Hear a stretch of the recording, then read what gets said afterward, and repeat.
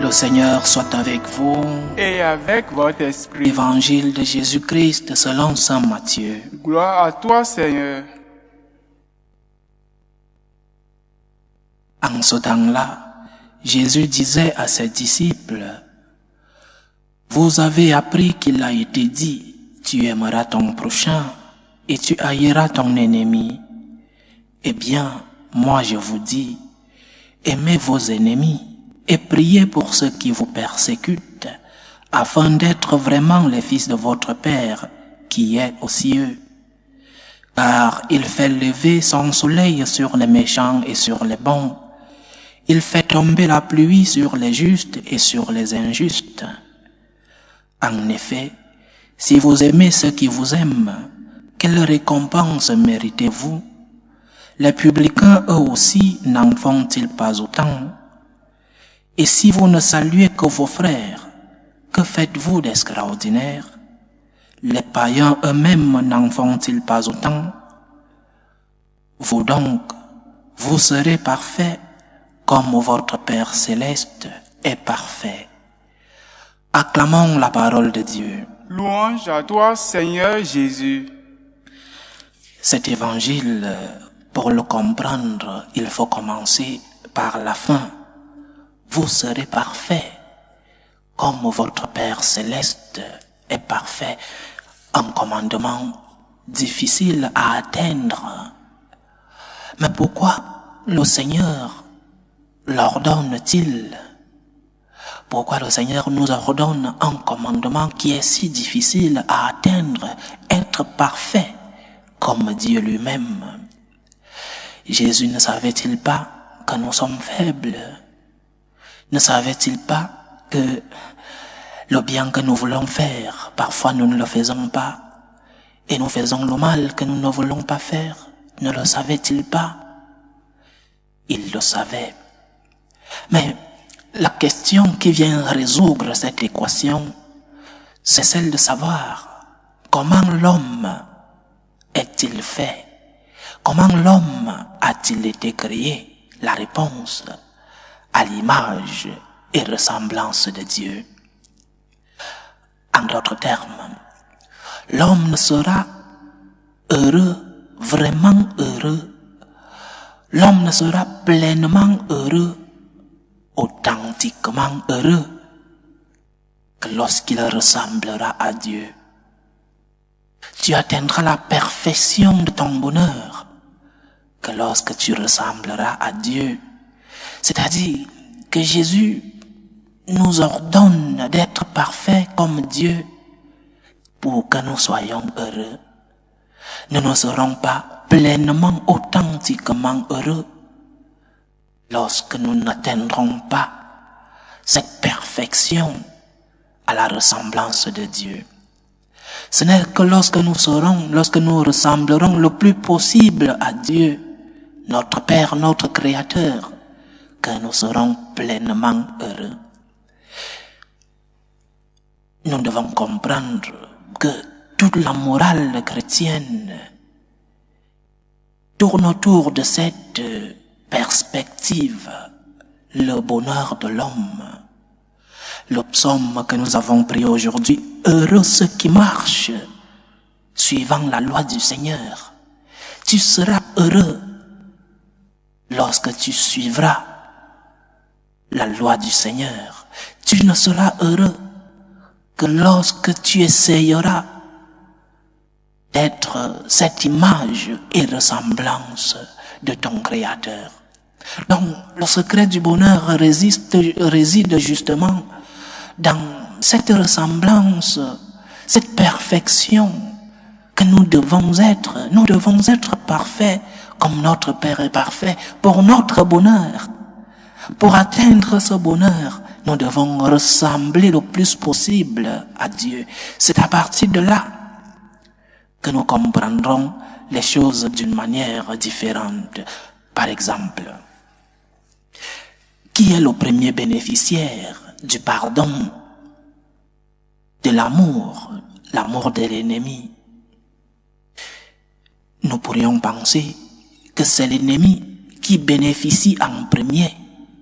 Mais non, Parfois ton ennemi, il n'a même pas de foi, il ne croit pas en Dieu, il ne croit même pas à la punition de Dieu pour ses offenses. Donc, le premier bénéficiaire, c'est celui qui pardonne. Celui qui pardonne est celui qui profite le plus du pardon qu'il donne. Et chacun de nous a déjà sûrement expérimenté cette vérité. Lorsque tu pardonnes, lorsque tu tournes la page, tu expérimentes ce bonheur en toi, tu expérimentes les bénéfices du pardon en toi. Et l'autre, je répète, parfois il t'a fait du mal sans se rendre compte, ou alors il t'a fait du mal consciemment. Il s'en fout parce qu'il ne croit pas en Dieu. Mais toi tu portes ce fardeau, tu portes cette lourde tâche, tu portes dans ton cœur, tu accumules dans ton cœur cette rancœur, cette haine, alors que l'autre qui t'a offensé vit paisiblement. Quand tu ne pardonnes pas, quelque chose en toi te tue à petit feu.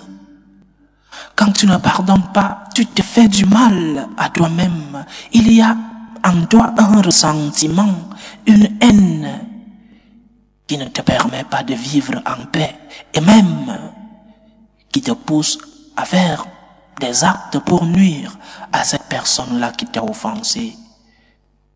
Alors le secret, c'est la recherche de ton bonheur. Le secret, c'est la recherche de ta paix. Le secret, c'est d'être avec Dieu, d'essayer de ressembler à Dieu. Comment est Dieu dans le thème du pardon? Il est miséricordieux, lent à la colère, riche en miséricorde. Et être créé à l'image et ressemblance de Dieu, c'est aussi imiter ces caractéristiques de notre Seigneur, notre Créateur. Il est lent à la colère, et toi? Riche en miséricorde, et toi? Parce que nous savons tous comment est Dieu. Nous avons tous des mots que nous avançons dans nos prières. Lent à la colère, riche en miséricorde. Et toi dans ton cœur, à la moindre offense, tu pètes les câbles. À la moindre offense, ton cœur est plein de colère, de haine. Et tu n'arrives pas à tourner la page alors que tu veux être à image et ressemblance de Dieu. Nous devons ressembler à Dieu. Nous devons être parfaits comme notre Père céleste est parfait. Nous devons imiter notre Seigneur. Nous atteindrons le bonheur que nous cherchons. Nous atteindrons la félicité que nous cherchons seulement lorsque nous ressemblerons le plus possible à notre Seigneur. Le Seigneur, dans ses commandements qui sont parfois difficiles à pratiquer, il ne cherche qu'une chose, notre bonheur, notre purification, notre sainteté. Le Seigneur nous demande donc, chers frères et sœurs, d'être parfaits dans le pardon comme lui. Lorsque nous venons à lui humblement, il nous pardonne, il est miséricordieux. Imite le Seigneur dans la miséricorde. Imite le Seigneur pour ton bonheur, pour ton bien, pour ta sainteté. On t'a blessé. Ne te blesse pas toi-même avec le ressentiment, avec la rancœur, avec la haine. Tu as été blessé, maltraité. Et le Christ ne veut pas que tu continues de te blesser toi-même, de te maltraiter toi-même, de te faire du mal toi-même, en accumulant en toi cette rancœur. Tourne la page. Remets tout entre les mains de Dieu. Prie pour la conversion de celui-là qui t'a blessé. Et de cette façon, tu auras la paix. De cette façon, tu auras ton bonheur. Le bonheur est synonyme de la paix. C'est difficile, c'est vrai. C'est difficile. Et les lois du Seigneur sont difficiles, c'est vrai. Ce que nous devons faire, chers frères et sœurs, c'est de demander à Dieu la grâce et l'aide chaque jour. Seigneur, pardonne à cette personne qui m'a fait du mal et aide-moi aussi à pardonner cette personne. Seigneur, donne-moi la force de pardonner. Et si l'occasion se présente, donne-moi cette même force pour que je puisse faire du bien à cette personne qui m'a fait du mal. Donne-moi la force, Seigneur, de faire ce que tu me demandes de faire. Loué soit Jésus-Christ. À jamais.